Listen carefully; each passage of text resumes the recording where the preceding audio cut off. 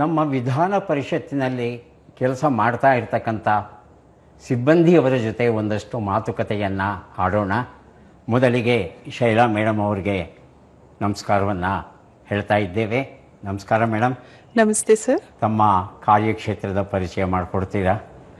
ನಾನು special officer ಆಗಿ ಮಾನ್ಯ ಸಭಾಪತಿಯವರಿಗೆ ಕೆಲಸ ಮಾಡ್ತಾ ಇದ್ದೇನೆ. ನಮ್ಮ ಸಾಹೇಬ್ರ ಬಗ್ಗೆ ಹೇಳಬೇಕು ಅಂತಂದ್ರೆ 8 ಬಾರಿ ಸತತವಾಗಿ ಸೋಲಿಲ್ಲದ ಸರದಾರ ಅನ್ನೋ ರೀತಿನಲ್ಲೇ ಅವರು ಪರಿಷತ್ತಿಗೆ ಆಯ್ಕೆಯಾಗಿ ಬಂದಿರುವಂತ ಮಹಾನ್ ವ್ಯಕ್ತಿಯವರು. ಅವರ ಅಂಡರಲ್ಲಿ ನಾನು ಕೆಲಸ ಮಾಡ್ತಾ ಇದ್ದೀನಿ ಅನ್ನೋದೇ ನನಗೆ ಹೆಮ್ಮೆ ವಿಚಾರ. ತುಂಬ ಸಂತೋಷ ಶೈಲಾ ಅವರೇ. ಒಂದು ಪುಟ್ಟ ಪ್ರಶ್ನೆ. Yes sir. ನಮ್ಮ ಸಂವಿಧಾನ ಜಗತ್ತಲ್ಲೇ ಸರ್ವಶ್ರೇಷ್ಠವಾದ ಸಂವಿಧಾನ. ಇದರ ಅಂತಿಮ ಕರಡು ಯಾವಾಗ ಸಿದ್ಧವಾಯಿತು ಅಂತ ನಾವು ತಿಳ್ಕೋಬೇಕಾಗಿದೆ. ಅಂತಿಮ ಕರಡು ಯಾವಾಗ ಸಿದ್ಧವಾಯಿತು? 2 ಆಯ್ಕೆ ಕೊಡ್ತಾ ಇದ್ದೇನೆ. ಮೊದಲನೇ ಆಯ್ಕೆ 26ನೇ ನವೆಂಬರ್ 1949. 26ನೇ ನವೆಂಬರ್ 1949 ಮೊದಲನೇ ಆಯ್ಕೆ. 2ನೇ ಆಯ್ಕೆ ಜನವರಿ 26, 1950. ಇವುಗಳಲ್ಲಿ ಯಾವತ್ತು ಸರಿ? ಸರ್, ಆಯ್ಕೆ 1 26 ನವೆಂಬರ್ 1949. ಆಕ್ಚುಲಿ ಇದು ಸಂವಿಧಾನದ ಕರಡು ಅಧಿಕೃತವಾಗಿ ಸಹಿ ಆಗುತ್ತೆ 26 ಜಾನ್ವರಿ 1950ರಲ್ಲಿ ಗಣರಾಜ್ಯೋತ್ಸವ ದಿನವನ್ನಾಗಿ ಆಚರಿಸಲಾಗುತ್ತೆ ಸರ್. ಸರಿಯಾದ ಉತ್ತರ ಕೊಟ್ರಿ. ಮಹಾಬಲ ಸೀತಾಳಭಾವಿ ಬರೆದ ಮ್ಯಾನೇಜ್ಮೆಂಟ್ ಕಥೆಗಳು ಅನ್ನೋ ಪುಸ್ತಕಗಳನ್ನು ಕೊಡ್ತಾ ಇದ್ದೇನೆ. ನಮ್ಮ ಸಂವಿಧಾನದ ಅಂತಿಮ ಕರಡನ್ನು ಸಿದ್ಧಪಡಿಸೋದಕ್ಕೆ ಎಷ್ಟು ದಿನಗಳು ಬೇಕಾಯಿತು ಅನ್ನೋ ಕುತೂಹಲ ನಮ್ಮೆಲ್ರಿಗೂ ಇರುತ್ತೆ. ಇದು 2 ವರ್ಷ 11 ತಿಂಗಳು 18 ದಿನಗಳು ಇಷ್ಟು ದಿನ ತಗೊಳ್ಳುತ್ತಂತೆ ನಮ್ಮ ಸಂವಿಧಾನವನ್ನು ರಚಿಸೋದಕ್ಕೆ. ನಮ್ಮ ಸಂವಿಧಾನ ಸರ್ವಶ್ರೇಷ್ಠ ಸಂವಿಧಾನ ಅಂತ ಹೇಳಿದ್ವಲ್ಲ, ಇಂತಹ ಶ್ರೇಷ್ಠ ಸಂವಿಧಾನವನ್ನು ರಚಿಸಬೇಕಾದ್ರೆ ಜಗತ್ತಲ್ಲಿ ಇರುವಂಥ 60 ದೇಶಗಳ ಸಂವಿಧಾನಗಳು ಏನಿವೆ ಅವುಗಳನ್ನೆಲ್ಲ ಅಧ್ಯಯನ ಮಾಡಿ ಅವುಗಳಲ್ಲಿ ಇರುವಂಥ ಉತ್ತಮ ಅಂಶಗಳನ್ನೆಲ್ಲ ಸೇರಿಸಿಕೊಂಡು ನಮ್ಮ ಸಂವಿಧಾನವನ್ನು ನಾವು ರೂಪಿಸ್ಕೊಂಡಿದ್ದೇವೆ. ಹಾಗಾಗಿ ಅಂತಿಮ ಕರಡು ಸಿದ್ಧವಾದಂಥ ಈ ಒಂದು ದಿನ ಏನಿದೆ ಇದನ್ನು ಸಂವಿಧಾನ ದಿನ ಅಥವಾ ಕಾನ್ಸ್ಟಿಟ್ಯೂಷನ್ ಡೇ ಅಂತ ಇವತ್ತಿಗೂ ನಾವು ಆಚರಿಸ್ತಾ ಇದ್ದೇವೆ. ಧನ್ಯವಾದಗಳು ಮೇಡಮ್. Thank you sir. ವಿಧಾನ ಪರಿಷತ್ತಿನ ಸಿಬ್ಬಂದಿಯಾದಂಥ ಜಲ್ಜಾ ಮೇಡಮ್ ಅವರು ನಮ್ಮ ಜೊತೆ ಇದ್ದಾರೆ. ಅವರ ಸಂಪೂರ್ಣ ಪರಿಚಯ ಮಾಡಿಕೊಂಡು ಒಂದು ಪ್ರಶ್ನೆಯನ್ನು ಕೇಳೋಣ ಅವರಿಗೆ. ಮೇಡಮ್, ತಮ್ಮ ಕಾರ್ಯಕ್ಷೇತ್ರದ ಒಂದು ಪರಿಚಯ. ನಮಸ್ಕಾರ ಸರ್. ನನ್ನ ಹೆಸರು ಜಲಜಾಕ್ಷಿ ಅಂತ. ನಾನು ಪ್ರಸ್ತುತ ಉಪಕಾರ್ಯದರ್ಶಿಯಾಗಿ ಕರ್ನಾಟಕ ವಿಧಾನ ಪರಿಷತ್ತಿನಲ್ಲಿ ಸೇವೆ ಸಲ್ಲಿಸ್ತಾ ಇದ್ದೀನಿ. ನಾನು ಕಳೆದ 34 ವರ್ಷ ಸರ್ಕಾರಿ ಸೇವೆ ನಿರ್ವಹಿಸಿದ್ದೀನಿ. ನಾನು ಪ್ರಶ್ನೆಗಳು ಹಾಗೂ ಕ್ವಶನ್ ಬ್ರಾಂಚು, ಲೆಜಿಸ್ಲೇಷನ್ ಬ್ರಾಂಚು, ಹೀಗೆ ನಮ್ಮ ಕೌನ್ಸಿಲಲ್ಲಿ ಇರುವಂಥ ಆಲ್ಮೋಸ್ಟ್ ಎಲ್ಲ ಸೆಕ್ಷನ್ಗಳಲ್ಲೂ ಸಹ ಕಾರ್ಯನಿರ್ವಹಿಸಿದ್ದೀನಿ. ಮೆಂಬರ್ಸ್ ಜೊತೆಯಲ್ಲಿ ಕೆಲಸ ನಿರ್ವಹಿಸ್ತಾ ಇರೋದು ಭಾಳ ಸಂತೋಷದ ವಿಚಾರ. ಇಲ್ಲಿ ಸಾಕಷ್ಟು ವಿಷಯಗಳನ್ನ ತಿಳ್ಕೊಳ್ಳೋದಿರುತ್ತೆ. ಜೊತೆಗೆ ಸಂವಿಧಾನದ ಬಗ್ಗೆ ನಾವು ಪ್ರತಿದಿನಾನು ಕೆಲಸ ನಿರ್ವಹಿಸಬೇಕಾದ್ರೆ ಪ್ರತಿ ಹಂತದಲ್ಲೂ ನಾವು ಒಂದಿಲ್ಲ ಒಂದು ರೀತಿಯಲ್ಲಿ ನಾವು ಸಂವಿಧಾನನ ಉಪಯೋಗಿಸಿ ನಮ್ಮ ಕಾರ್ಯಕ್ಷೇತ್ರನೇ ಸಂವಿಧಾನ ಉಪಯೋಗಿಸುವಂಥದ್ದಾಗಿರುತ್ತೆ. ಅದೇ ವಿಚಾರವಾಗಿ ಇವತ್ತು ಸೋಮೇಶ್ವರ ಅವ್ರ ಜೊತೆಯಲ್ಲಿ ಒಂದು ಕ್ವಿಜ್ ಕಾರ್ಯಕ್ರಮ ತಟ್ಟಂತ ಹೇಳಿ ಭಾಳ ಜನಪ್ರಿಯವಾದಂಥ ಕಾರ್ಯಕ್ರಮ, ಅದನ್ನು ನಮ್ಮ ಮಾನ್ಯ ಶಾಸಕರ ಜೊತೆಯಲ್ಲಿ ಕರ್ನಾಟಕ ವಿಧಾನ ಪರಿಷತ್ತಿನಲ್ಲಿ ಇವರು ನಡೆಸ್ತಾ ಇರೋದು ನಮ್ಮೆಲ್ಲರಿಗೂ ಸಹ ಹೆಮ್ಮೆಯ ವಿಷಯ. ಹಾಗೂ ಈ ವಿಚಾರದಲ್ಲಿ ತಾವೆಲ್ಲ ಇಲ್ಲಿ ಬಂದು ಈ ಕಾರ್ಯಕ್ರಮನ ನಡೆಸೋಕ್ಕೆ ನಾವು ಸಹ ತಮ್ಮ ಜೊತೆಯಲ್ಲಿ ಕೈ ಜೋಡಿಸಿದ್ದೀವಿ. ಇದಕ್ಕೆ ತಮಗೆ ಪ್ರಥಮ ಬಾರಿಗೆ ನಾನು ಧನ್ಯವಾದಗಳನ್ನ ಅರ್ಪಿಸ್ತೇನೆ ಸರ್. ತುಂಬ ಸಂತೋಷ ಮೇಡಮ್. ನಮ್ಮ ಸಂವಿಧಾನವನ್ನು ಯಾವ್ಯಾವ ಭಾಷೆಗಳಲ್ಲಿ ಬರೆದಿದ್ದಾರೆ ಅಂತ ತಿಳ್ಕೋಬೇಕಾಗಿದೆ. 2 ಆಯ್ಕೆಗಳನ್ನು ಕೊಡ್ತಾ ಇದ್ದೇನೆ. ಮೊದಲನೇ ಆಯ್ಕೆ ಇಂಗ್ಲೀಷ್ ಮತ್ತು ಹಿಂದಿ. 2ನೇ ಆಯ್ಕೆ ಇಂಗ್ಲೀಷ್ ಮತ್ತು ಸಂಸ್ಕೃತ. ಇವುಗಳಲ್ಲಿ ಯಾವುದು ಸರಿ? ಸರ್, ಮೊದಲನೇ ಆಯ್ಕೆ ಇಂಗ್ಲೀಷ್ ಮತ್ತು ಹಿಂದಿ. ಇಂಗ್ಲೀಷು ಈಗ ಎಲ್ಲರೂ ನಾವು ಪ್ರತಿಯೊಬ್ಬರೂ ಆಡೋ ಭಾಷೆ ಆಗಿರೋದ್ರಿಂದ ಅಥವಾ ಕಲಿಕೆ ಭಾಷೆ ಆಗಿರೋದ್ರಿಂದ ಎಲ್ಲ ರೀತಿನಲ್ಲೂ ಅದು ಎಲ್ಲರಿಗೂ ಕೂಡ ಮನ ಮುಟ್ಟುತ್ತೆ ಅಂತೇಳಿ ನಾವು ಪ್ರಾಂತೀಯ ಭಾಷೆಗಳಲ್ಲಿ ರೀಜನಲ್ ಲ್ಯಾಂಗ್ವೇಜಸ್ ಅಲ್ಲದೆ ನಮಗೆ ಮಾತ್ರ ತಿಳಿಯುತ್ತೆ.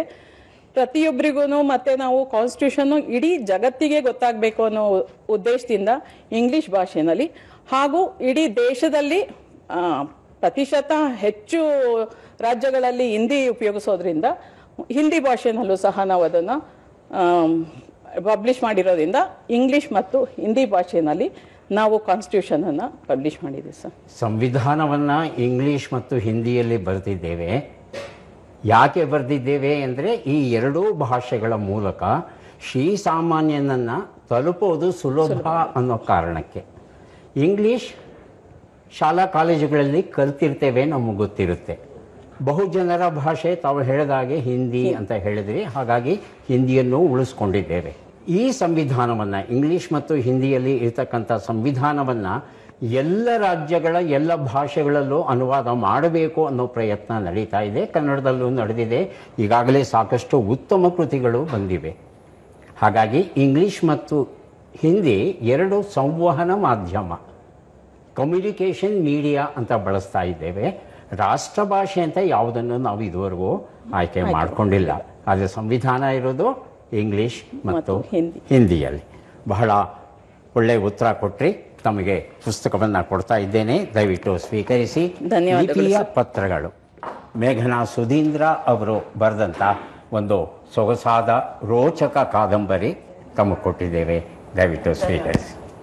ನಮ್ಮ ಭಾರತದ ಸಂವಿಧಾನ ಅತ್ಯಂತ ದೊಡ್ಡದಾದ ಸಂವಿಧಾನ, ಶ್ರೇಷ್ಠವಾದ ಸಂವಿಧಾನ ಅನ್ನೋದನ್ನು ನಾವು ತಿಳ್ಕೊಂಡಿದ್ದೀವಿ. ಮೂಲ ಸಂವಿಧಾನದ ಪ್ರತಿ ಅಂತ ಒಂದಿರಬೇಕಲ್ವ?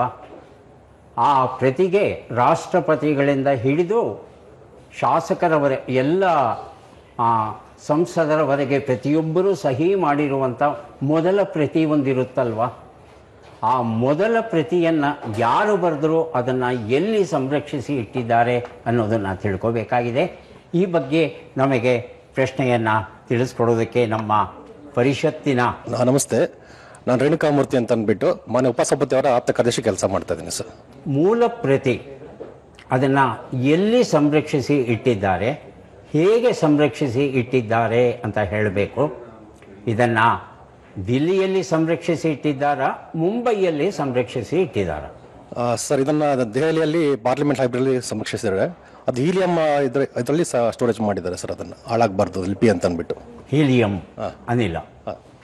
ಒಳ್ಳೆ ಉತ್ತರ ಕೊಟ್ಟಿದ್ದೀರಿ ತಾವು.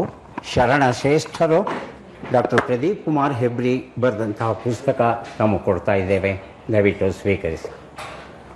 ನಮ್ಮ ಸಂವಿಧಾನವನ್ನು ದಿಲ್ಲಿಯ ಪಾರ್ಲಿಮೆಂಟರಿ ಸೆಂಟ್ರಲ್ ಲೈಬ್ರರಿ ಒಳಗೆ ಹೀಲಿಯಂ ತುಂಬಿರ್ತಕ್ಕಂಥ ಒಂದು ಗಾಜಿನ ಪೆಟ್ಟಿಗೆ, ಅದರಲ್ಲಿ ಸಂರಕ್ಷಿಸಿ ಇಟ್ಟಿದ್ದಾರೆ. ಸಂವಿಧಾನವನ್ನು ಹಿಂದಿಯಲ್ಲೂ ಇಂಗ್ಲೀಷಲ್ಲೂ ಎರಡೂ ಭಾಷೆಯಲ್ಲಿ ಬರೆದಿದ್ದೇವೆ. ಇಂಗ್ಲೀಷಲ್ಲಿ ಬರೆದವರು ಪ್ರೇಮ್ ಬಿಹಾರಿ ರಾಯ್ಜಾದ ಅಂತಕ್ಕಂಥ ಓರ್ವ ಕಲಾವಿದ. ಹಿಂದಿ ಭಾಷೆಯಲ್ಲಿ ಬರೆದವರು ವಸಂತ್ ಕಿಶನ್ ವೈದ್ಯ ಅಂತಕ್ಕಂಥ ಮತ್ತೊಬ್ಬ ಕಲಾವಿದ. 6 ತಿಂಗಳು ತಗೋತಾರಂತೆ ನೋಡಿ ಈ ಸಂವಿಧಾನವನ್ನು ಬರೆಯೋದಕ್ಕೆ. ಕೈಯಿಂದ ಬರೀತಾರೆ ಇದನ್ನು. ಕ್ಯಾಲಿಗ್ರಫಿ ಅಂತಕ್ಕಂಥ ಒಂದು ತಂತ್ರಜ್ಞಾನ, ಅಕ್ಷರಗಳನ್ನು ಬರೆಯುವ ವಿಧಾನ ಅದು. ಆ ಕ್ಯಾಲಿಗ್ರಫಿಯಲ್ಲಿ ಬರೀತಾರೆ. ಇದನ್ನು ಬರೀಬೇಕಾದ್ರೆ ಆಗಿನ ಕಾಲದಲ್ಲಿ ಈ ಸಂವಿಧಾನವನ್ನು ಬರೆಯೋಕೆ ಬಳಸ್ತಾ ಇದ್ದದ್ದು ಮಸಿ ಕುಡಿಕೆ ಹಾಗೂ ಒಂದು ಕಲಂ. ಆ ಕಲಮಲ್ಲಿ ನಿಬ್ಬಿರೋದು. ಆ ನಿಬ್ಬು ಬರಿತಾ ಬರಿತಾ ಕೆಲವು ಸಂದರ್ಭದಲ್ಲಿ ಮುರಿದು ಹೋಗೋದು. ಹಾಗಾಗಿ ಒಟ್ಟು 432 ನಿಬ್ಬುಗಳನ್ನು ಬಳಸಿ ಈ ಒಂದು ಸಂವಿಧಾನವನ್ನು ಬರೀತಾರಂತೆ ಅವರು. ಇನ್ನೂ ಒಂದು ವಿಶೇಷ ಅಂದರೆ, ನಮ್ಮ ಸಂವಿಧಾನದ ಮೂಲ ಚಿತ್ರವನ್ನು ಗಮನಿಸಿ ನೋಡಿ. ಅಕ್ಷರಗಳ ಮಧ್ಯದಲ್ಲಿ ಮಾತ್ರ ಇದೆ, ಸುತ್ತಲೂ ಅಂಚು ಬಹಳ ಸೊಗಸಾದ ವಿನ್ಯಾಸದಿಂದ ಒಳಗೊಂಡಿದೆ. ಈ ಅಂಚಿನ ವಿನ್ಯಾಸವನ್ನು ರೂಪಿಸಿದವರು ಯಾರು ಅಂದರೆ ನಂದಲಾಲ ಬಸು, ಕಲ್ಕತ್ತಾದ ಪ್ರಖ್ಯಾತ ಕಲಾವಿದ ನಂದಲಾಲ ಬಸು ಹಾಗೂ ಅವರ ಶಿಷ್ಯರು ಸೇರಿಕೊಂಡು ಈ ಅಂಚನ್ನು ಪ್ರತಿಯೊಂದು ಪುಟಕ್ಕೂ ವಿಶೇಷವಾದ ಅಲಂಕೃತ ಅಂಚನ್ನು ಬಳಸ್ತಾರೆ. ಆ ಅಂಚಿನ ನಡುವೆ ಸಂವಿಧಾನವನ್ನು ಬರೆದಿದ್ದಾರೆ. ಒಟ್ಟು 251 ಪುಟಗಳಿದೆಯಂತೆ. 3.25 kg ತೂಗುತ್ತಂತೆ ಇದು. ಹಾಗಾಗಿ ಇದನ್ನು ಬರೆದು ಮುಗಿಸಿದ್ದು ನವೆಂಬರ್ 26, 1949. ಇದಕ್ಕೆ ಸಹಿ ಹಾಕಿದ್ದು ನಮಗೆಲ್ಲ ಗೊತ್ತಿರೋ ಹಾಗೆ ಗಣರಾಜ್ಯದ ದಿನೋತ್ಸವವನ್ನು ಆಚರಿಸ್ತಾ ಇರ್ತಕ್ಕಂಥ ಜನವರಿ 26, 1950. ಹಾಗಾಗಿ ಇದೊಂದು ಅದ್ಭುತವಾದ ದಾಖಲೆ, 1000 ವರ್ಷವಾದರೂ ಸಹ ಹಾಳಾಗದೇ ಇರತಕ್ಕಂಥ ದಾಖಲೆ. ಇಂತಹ ದಾಖಲೆಯನ್ನು ರಕ್ಷಿಸೋದಕ್ಕೆ ಅನುಕೂಲವನ್ನು ಮಾಡಿಕೊಟ್ಟಂಥ ನಮ್ಮ ವಿಜ್ಞಾನಿಗಳನ್ನು ಈ ಕ್ಷಣದಲ್ಲಿ ಅಭಿನಂದಿಸೋಣ. ವಿಧಾನ ಪರಿಷತ್ತಿನ ಸಿಬ್ಬಂದಿಯಾದಂಥ ಶ್ರೀಮತಿ ರೇಖಾ ಅವರಿಗೆ ಒಂದು ಪ್ರಶ್ನೆಯನ್ನು ಕೇಳ್ತಾ ಇದ್ದೇವೆ. ಮೇಡಮ್, ನಮ್ಮ ಕರ್ನಾಟಕ ವಿಧಾನ ಪರಿಷತ್ತಿನಲ್ಲಿ ಒಟ್ಟು ಎಷ್ಟು ಸದಸ್ಯರು ಇದ್ದಾರೆ, ಎಷ್ಟು ಸ್ಥಾನಗಳಿವೆ ಅಂತ ಹೇಳಬೇಕು? 75 ಸ್ಥಾನಗಳ, 80 ಸ್ಥಾನಗಳ? ನನ್ನ ಹೆಸರು ರೇಖಾ, ಅಧೀನ ಕಾರ್ಯದರ್ಶಿಯಾಗಿ ನಾನು ಕಾರ್ಯನಿರ್ವಹಿಸ್ತಾ ಇದ್ದೇನೆ. ವಿಧಾನ ಪರಿಷತ್ತಿನಲ್ಲಿ 75 ಸದಸ್ಯರುಗಳು ಇದ್ದಾರೆ. 75 ಉತ್ತರ ಸರಿಯಾಗಿದೆ. ತ್ರಿವೇಣಿ ಅವರು ಬರೆದಂಥ ಪುಸ್ತಕ ಮನಮಂಥನ, ಡಾಕ್ಟರ್ ಅರ್ಜುನ ಆರ್ ಅವರು ತ್ರಿವೇಣಿಯವರ ಕಾದಂಬರಿಗಳಲ್ಲಿ ಬರುವಂಥ ಮನಸ್ಸಿನ ಪ್ರಾಮುಖ್ಯತೆ ವಿಚಾರಗಳ ಬಗ್ಗೆ ಬರೆದಿದ್ದಾರೆ. ಪುಸ್ತಕ ತಮ್ಮ ಕೊಟ್ಟಿದ್ದೇನೆ, ಧನ್ಯವಾದಗಳು. ಮಾಯಣ್ಣನವರು ವಿಧಾನ ಪರಿಷತ್ತಿನ ಸಿಬ್ಬಂದಿಯಾಗಿ ಕಾರ್ಯವನ್ನು ನಿರ್ವಹಿಸ್ತಾ ಇದ್ದಾರೆ. ಸರ್, ತಮ್ಮ ಕಾರ್ಯಕ್ಷೇತ್ರದ ಪರಿಚಯ. ಸರ್ ನಮಸ್ಕಾರ, ನನ್ನ ಹೆಸರು ಮಾಯಣ್ಣ, ವರದಿಗಾರನಾಗಿ ಕರ್ತವ್ಯ ನಿರ್ವಹಿಸುತ್ತಿದ್ದೇನೆ. ನಮ್ಮ ಭಾರತ ಸಂವಿಧಾನದ ಯಾವ ತಿದ್ದುಪಡಿಯ ಮೂಲಕ ಮತ ಚಲಾಯಿಸುವ ವಯೋಮಿತಿಯನ್ನು 21 ವರ್ಷಗಳಿಂದ 18 ವರ್ಷಗಳಿಗೆ ಇಳಿಸಿದೆ? ಯಾವ ತಿದ್ದುಪಡಿ ಅಂತ ತಿಳ್ಕೋಬೇಕು. ಅದು 61ನೇ ತಿದ್ದುಪಡಿನ, 62ನೇ ತಿದ್ದುಪಡಿನ? 61ನೇ ತಿದ್ದುಪಡಿ. 61ನೇ ತಿದ್ದುಪಡಿ ಅನ್ನೋದು ಸರಿಯಾದ ಉತ್ತರ. ತಮಗೆ ಪುಸ್ತಕವನ್ನು ಕೊಡ್ತಾ ಇದ್ದೇನೆ. ಭಾರತಿ ಬಿ ಬರೆದ ನಕ್ಷತ್ರಗಳ ಸುಟ್ಟ ನಾಡಿನಲ್ಲಿ ಅನ್ನೋ ಪುಸ್ತಕ ತಮಗೆ ಕೊಟ್ಟಿದ್ದೇವೆ. ದಯವಿಟ್ಟು ಸ್ವೀಕರಿಸಿ, ಅಭಿನಂದನೆಗಳು. ಭಾರತ ಸಂವಿಧಾನವನ್ನು ಯಾವ ತಿದ್ದುಪಡಿಯ ಮೂಲಕ ಮತವನ್ನು ಚಲಾಯಿಸುವ ವಯಸ್ಸನ್ನು 21 ವರ್ಷಗಳಿಂದ 18 ವರ್ಷಗಳಿಗೆ ಇಳಿಸಿದ್ದೀವಿ ಅನ್ನೋ ಪ್ರಶ್ನೆಯನ್ನು ಕೇಳಿದ್ವಿ. ಅದಕ್ಕೆ ಸರಿಯಾದ ಉತ್ತರ 61ನೆಯ ತಿದ್ದುಪಡಿ. ಆರ್ಟಿಕಲ್ 326 ತಿದ್ದುಪಡಿಯನ್ನಾಗಿ ಮಾಡಿದ್ವಿ. ಇದನ್ನು ಡಿಸೆಂಬರ್ 15, 1989 ಕಾರ್ಯರೂಪಕ್ಕೆ ತಂದ್ವಿ. ರೂಪಾ ಅವರು ನಮ್ಮ ಜೊತೆ ಇದ್ದಾರೆ, ವಿಧಾನ ಪರಿಷತ್ತಿನ ಸಿಬ್ಬಂದಿ. ಮೇಡಮ್, ತಮ್ಮ ಪರಿಚಯ. ಸರ್ ನಮಸ್ತೆ ಸರ್, ನನ್ನ ಹೆಸರು ರೂಪಾ. ನಾನು ವಿಧಾನ ಪರಿಷತ್ತಿನ ಕಾರ್ಯದರ್ಶಿಯವರಾದ KR ಮಹಾಲಕ್ಷ್ಮಿ ಮೇಡಮ್ ಅವರ ಪತ್ರಾಂಕಿತ ಸಹಾಯಕಿಯಾಗಿ ಕಾರ್ಯನಿರ್ವಹಿಸ್ತಾ ಇದ್ದೇನೆ. ರೂಪಾ ಅವರೇ, ಒಂದು ಸರಳವಾದ ಪ್ರಶ್ನೆ, ಆದರೆ ಮುಖ್ಯವಾದ ಪ್ರಶ್ನೆ. ಹಾಂ ಸರ್. ಚುನಾವಣೆಯಲ್ಲಿ ಮತವನ್ನು ಚಲಾಯಿಸಿ ಆದಮೇಲೆ ನಮ್ಮ ಬೆರಳಿಗೆ ಒಂದು ಬಣ್ಣವನ್ನು ಹಚ್ತಾರೆ. ಹೌದು ಸರ್. ಯಾಕಂದರೆ ಒಂದು ಸಲ ಚಲಾಯಿಸಿದವರು ಇನ್ನೊಂದು ಸಲ ಬಂದು ಮತ ಚಲಾಯಿಸಬಾರ್ದು ಅಂತ ಗುರುತಿಗೆ ಹಚ್ತಾರೆ. ಅದು ಅಳಿಸ್ ಹೋಗಲ್ಲ. ಹೌದು ಸರ್.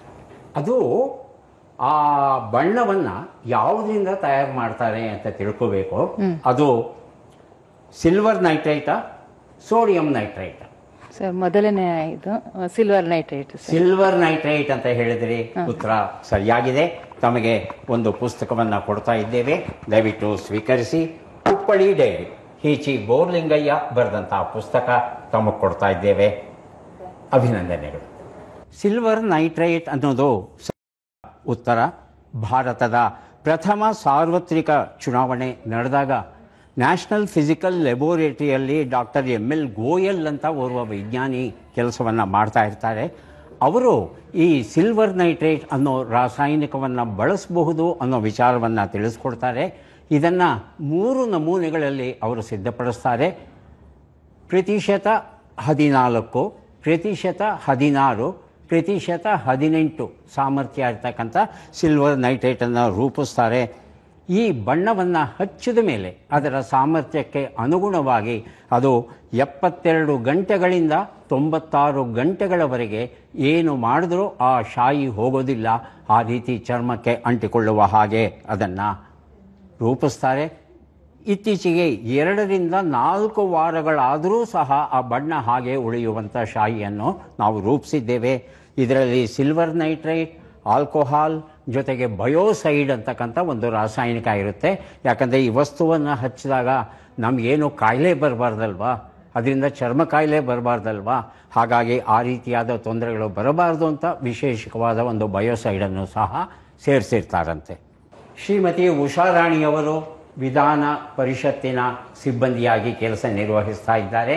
ಬನ್ನಿ ಅವರನ್ನು ಭೇಟಿಯಾಗಿ ಅವರ ಪರಿಚಯ ಮಾಡಿಕೊಳ್ಳೋಣ. ನಮಸ್ತೆ ಮೇಡಮ್. ನಮಸ್ಕಾರ ಸರ್. ತಮ್ಮ ಕಾರ್ಯಕ್ಷೇತ್ರದ ಪರಿಚಯ. ನನ್ನ ಹೆಸರು ಉಷಾರಾಣಿ. ಮಾನ್ಯ ವಿಧಾನ ಪರಿಷತ್ತಿನ ಸಭಾಪತಿಯವರಾದ ಸನ್ಮಾನ್ಯ ಬಸವರಾಜ ಹೊರಟ್ಟಿ ಸಾಹೇಬರು ಆಪ್ತ ಶಾಖೆಯಲ್ಲಿ ಶೀಘ್ರ ಲಿಪಿಗಾರ್ತಿಯಾಗಿ ಕರ್ತವ್ಯ ನಿರ್ವಹಿಸ್ತಾ ಇದ್ದೀನಿ. ತುಂಬ ಸಂತೋಷ. ಒಂದು ಪ್ರಶ್ನೆ ಕೇಳ್ತಾ ಇದ್ದೇನೆ. ರಾಷ್ಟ್ರೀಯ ಮತದಾರರ ದಿನಾಚರಣೆ, ನ್ಯಾಷನಲ್ ವೋಟರ್ಸ್ ಡೇ ಅಂತ ಹೇಳ್ತೇವೆ. ಈ ದಿನಾಚರಣೆಯನ್ನು ಯಾವತ್ತು ಆಚರಿಸ್ತೇವೆ ಅಂತ ತಿಳ್ಕೋಬೇಕು. 2 ಆಯ್ಕೆ ಕೊಡ್ತಾ ಇದ್ದೇನೆ. ಜನವರಿ 24, ಜನವರಿ 25. ಜನವರಿ 25ನೇ ತಾರೀಕು. ಜನವರಿ 25ನೇ ತಾರೀಕು ಉತ್ತರ ಸರಿಯಾಗಿದೆ. ತಮಗೆ ಒಂದು ಪುಸ್ತಕವನ್ನು ಕೊಡ್ತಾ ಇದ್ದೇನೆ, ದಯವಿಟ್ಟು ಸ್ವೀಕರಿಸಿ. ಅಕ್ಕೈ ಪದ್ಮಶಾಲಿ ಬರೆದಂಥ ಅಕ್ಕೈ ಅಂತಕ್ಕಂಥ ಒಂದು ಪುಸ್ತಕ, ಸೊಗಸಾದ ಅಪರೂಪದ ಕೃತಿ ತಮಗೆ ಸಿಗ್ತಾ ಇದೆ. ಸ್ವೀಕರಿಸಿ. ಅಭಿನಂದನೆಗಳು. ರಾಷ್ಟ್ರೀಯ ಮತದಾರರ ದಿನಾಚರಣೆಯನ್ನು ನಾವು ಜನವರಿ 25ರಂದು ಆಚರಿಸ್ತೇವೆ. ಯಾಕಂದರೆ ಭಾರತೀಯ ಚುನಾವಣಾ ಆಯೋಗ ಏನಿದೆ ಅದನ್ನು ಸ್ಥಾಪಿಸಿದ ದಿನ ಜನವರಿ 25. ಹಾಗಾಗಿ ಅದೇ ದಿನವನ್ನು ನಾವು ರಾಷ್ಟ್ರೀಯ ಮತದಾರರ ದಿನಾಚರಣೆಯನ್ನಾಗಿ ಆಚರಿಸ್ತಾ ಇದ್ದೇವೆ. ಚಂದ್ರಶೇಖರ್ ಅವರು ವಿಧಾನ ಪರಿಷತ್ತಿನ ಸಿಬ್ಬಂದಿಯಾಗಿ ಕಾರ್ಯವನ್ನು ನಿರ್ವಹಿಸ್ತಾ ಇದ್ದಾರೆ. ಅವರ ಕ್ಷೇತ್ರವನ್ನು ತಿಳ್ಕೊಂಡು ನಂತರ ಪ್ರಶ್ನೆಯನ್ನು ಕೇಳೋಣ. ಸರ್, ತಮ್ಮ ಕ್ಷೇತ್ರದ ಪರಿಚಯ. ಸರ್ ನಮಸ್ಕಾರ. ತಮಗೆ ನನ್ನ ಹೆಸರು ಚಂದ್ರಶೇಖರ KS ಅಂತ. ನಾನು ಕರ್ನಾಟಕ ವಿಧಾನ ಪರಿಷತ್ತಿನ ಸಚಿವಾಲಯದಲ್ಲಿ ಶಾಖಾಧಿಕಾರಿಯಾಗಿ ಕೆಲಸ ನಿರ್ವಹಿಸುತ್ತಿದ್ದೇನೆ. ನನಗೆ ಇವತ್ತಿನ ದಿವಸ ಹೆಮ್ಮೆಯಾಗಿದೆ. ನನ್ನ ನೆಚ್ಚಿನ ಚಂದನ ಇವತ್ತು ಇಲ್ಲಿ ತಟ್ಟಂತ ಕಾರ್ಯಕ್ರಮ ಒಂದು ಏರ್ಪಡಿಸಿರುವುದು ನಿಜಕ್ಕೂ ನನಗೆ ತುಂಬಾ ಹರ್ಷದಾಯಕವಾಗಿದೆ. ಹಾಗೂ ಇನ್ನು ತಮಗೆಲ್ಲರಿಗೂ ಸಹ ಆತ್ಮೀಯವಾದಂತಹ ಸ್ವಾಗತವನ್ನು ನಾನು ಕೋರುತ್ತೇನೆ. ಸರ್, ಒಂದು ಸರಳವಾದ ಪ್ರಶ್ನೆ. ಚಿಂತಕರ ಚಾವಡಿ ಅಂತ ಪದೇ ಪದೇ ಬುದ್ಧಿಜೀವಿಗಳೆಲ್ಲ ಸೇರಿಕೊಂಡಾಗ ಈ ಒಂದು ಮಾತು ಬರುತ್ತೆ. ಈ ಚಿಂತಕರ ಚಾವಡಿ ಯಾವುದು ಅಂತ ತಿಳ್ಕೋಬೇಕಾಗಿದೆ. ಇದು ಕೆಳಮನೆಯೋ ಮೇಲ್ಮನೆಯೋ ಯಾವುದು? ಚಿಂತಕರ ಚಾವಡಿ ಅಂತ ಕರೀತಕ್ಕಂತಹದು ನಮ್ಮ ಮೇಲ್ಮನೆಯನ್ನ, ಹಿರಿಯ ಸದಸ್ಯರನ್ನು ಒಳಗೊಂಡಂತಹ ಬುದ್ಧಿಜೀವಿಗಳನ್ನ ಒಳಗೊಂಡಿರುವಂತಹ ನಮ್ಮ ಮೇಲ್ಮನೆಯನ್ನ ಚಿಂತಕರ ಚಾವಡಿ ಅಂತ ನಾವು ಕರೆಯುತ್ತೇವೆ. ಸರಿಯಾದ ಉತ್ತರ ಕೊಟ್ಟಿದ್ದೀರಿ ಸರ್. ಒಂದು ಪುಸ್ತಕವನ್ನು ಸ್ವೀಕರಿಸಿ. ಮನಿ ಸೀಕ್ರೆಟ್ಸ್, ಶರತ್ MS ಬರೆದಂತಹ ಪುಸ್ತಕ. ಹಣಕಾಸಿನ ನಿರ್ವಹಣೆ ಹೇಗೆ ಅಂತ ಹೇಳ್ತಾರೆ. ತಮಗೆ ಸಿಕ್ಕಿದೆ. ಅಭಿನಂದನೆ. ಧನ್ಯವಾದ. ನಮಸ್ತೆ. ಚಿಂತಕರ ಚಾವಡಿ ಕೆಳಮನೆಯೋ ಮೇಲ್ಮನೆಯೋ ಅನುಮಾನವೇ ಇಲ್ಲ, ಇದು ಮೇಲುಮನೆ. ಈ ಒಂದು ಪರಿಕಲ್ಪನೆಯನ್ನು ನಾವು ಸ್ವೀಕರಿಸಿದ್ದು ನಮ್ಮ ಮೈಸೂರು ಮಹಾರಾಜರ ಆಡಳಿತ ವ್ಯವಸ್ಥೆಯಿಂದ. ಭಾರತದ 29 ರಾಜ್ಯಗಳಲ್ಲಿ 7 ರಾಜ್ಯಗಳಲ್ಲಿ ಮಾತ್ರ ಈ ಚಿಂತಕರ ಚಾವಡಿ, ಮೇಲ್ಮನೆ ಅಥವಾ ವಿಧಾನ ಪರಿಷತ್ ಅಂತ ನಾವೇನು ಕರಿತೇವೆ, ಈ ಒಂದು ವ್ಯವಸ್ಥೆ ಅಸ್ತಿತ್ವದಲ್ಲಿದೆ. ಕೇವಲ 7 ರಾಜ್ಯಗಳಲ್ಲಿ ಮಾತ್ರ. ಕೆಲವು ರಾಜ್ಯಗಳು ನಮಗೆ ಬೇಡ ಅಂದುಬಿಟ್ರು. ಆದರೆ ಈಗ ಅನ್ನಿಸ್ತಾ ಇದೆ, ಇಲ್ಲ ಅಂತಹ ಒಂದು ವ್ಯವಸ್ಥೆ ಇದ್ದಿದ್ದರೆ ನಮಗೆ ಚೆನ್ನಾಗಿತ್ತು ಅಂತ. ಹಾಗಾಗಿ ಭಾರತ ಸರ್ಕಾರವನ್ನು ಕೇಳ್ತಾ ಇದ್ದಾರೆ ಮತ್ತೆ ಚಿಂತಕರ ಚಾವಡಿಯನ್ನು ನಾವು ಆರಂಭಿಸಬೇಕು ಅಂತ. ಆದರೆ ಕೆಲವು ತಾಂತ್ರಿಕ ಕಾರಣಗಳಿಂದ ಇದುವರೆಗೂ ಅದು ಆರಂಭವಾಗಿಲ್ಲ. ಚಿಂತಕರ ಚಾವಡಿ ನಿಜಕ್ಕೂ ಉಪಯುಕ್ತವಾದಂಥ ಒಂದು ವ್ಯವಸ್ಥೆ. ಚಂದನವಾಹಿನಿ ಈ ದಿನ ಹಮ್ಮಿಕೊಂಡಂತಹ ಗಣರಾಜ್ಯೋತ್ಸವದ ಪ್ರಯುಕ್ತ ತಟ್ಟಂತ ಹೇಳಿ ಅನ್ನುವಂಥ ಕಾರ್ಯಕ್ರಮ ಯಶಸ್ವಿಯಾಗಿದೆ ಅಂತ ಹೇಳಿ ನಾನು ಭಾವಿಸಿದ್ದೇನೆ. ಬಹುಶಃ ಹಲವಾರು ಪ್ರಶ್ನೆಗಳನ್ನು ಇವತ್ತು ನಮ್ಮ ಮುಂದೆ ಇಟ್ಟಿದ್ರು. ಅದಕ್ಕೆ ಸಮಂಜಸದ ಉತ್ತರವನ್ನು ಕೊಟ್ಟು ಜನಸಾಮಾನ್ಯರಲ್ಲಿ ಕೆಲವು ವಿಚಾರಗಳನ್ನು ವಿನಿಮಯ ಮಾಡ್ಕೊಂಡಿದ್ದೇವೆ ಅಂತ ಹೇಳಿ ನನಗನ್ಸಿದೆ. ಹಾಗಾಗಿ ಖಂಡಿತವಾಗ್ಲೂ ನಿಮ್ಮ ಚಂದನ ಟಿವಿಗೆ ನಾವು ವಿಧಾನ ಪರಿಷತ್ತಿನ ಪರವಾಗಿ ಧನ್ಯವಾದಗಳನ್ನು ಅರ್ಪಿಸ್ತೇವೆ. ಹಾಗೆ ಇಂತಹ ಕಾರ್ಯಕ್ರಮಗಳನ್ನು ಸಾರ್ವಜನಿಕರ ಒಟ್ಟಿಗೆ ತಮ್ಮ ಪರಸ್ಪರ ಈ ರೀತಿಯ ಒಂದು ಕಾರ್ಯಕ್ರಮಗಳನ್ನು ಜೋಡಿಸುವಂಥದ್ರಲ್ಲಿ ನೀವು ಯಾವಾಗಲೂ ನಮ್ಮ ಜೊತೆ ಇರಿ ಅನ್ನುವಂಥ ಮಾತನ್ನು ಕೂಡ ಈ ಸಂದರ್ಭದಲ್ಲಿ ಹೇಳಿ ನಿಮ್ಮೆಲ್ರಿಗೂ ಗಣರಾಜ್ಯೋತ್ಸವದ ಶುಭಾಶಯಗಳನ್ನು ತಿಳಿಸ್ತೇನೆ. ನಮಸ್ಕಾರ ಸರ್. ಹಾಗೆಯೇ ನಾವು ಸಹ ತಮಗೆ ಧನ್ಯವಾದಗಳನ್ನು ಮಾತ್ರ ಅಲ್ಲ, ಕೃತಜ್ಞತೆಗಳನ್ನು ಸಹ ತಿಳಿಸ್ತಾ ಇದ್ದೇವೆ.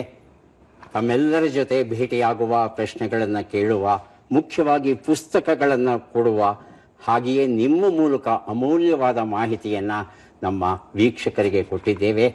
ಈ ಅವಕಾಶವನ್ನು ನೀಡಿದ್ದಕ್ಕಾಗಿ ನಮ್ಮ ಚಂದನ ವಾಹಿನಿಯ ಪರವಾಗಿ, ನಮ್ಮ ವೀಕ್ಷಕರ ಪರವಾಗಿ, ನಮ್ಮೆಲ್ಲರ ಪರವಾಗಿ ತಮಗೆ ಅಭಿನಂದನೆಗಳನ್ನು, ಕೃತಜ್ಞತೆಗಳನ್ನು ಸಲ್ಲಿಸ್ತಾ ಇದ್ದೇವೆ ಸರ್. ಧನ್ಯವಾದ. ಮತ್ತೆ ಭೇಟಿಯಾಗೋಣ. ನಮಸ್ಕಾರ.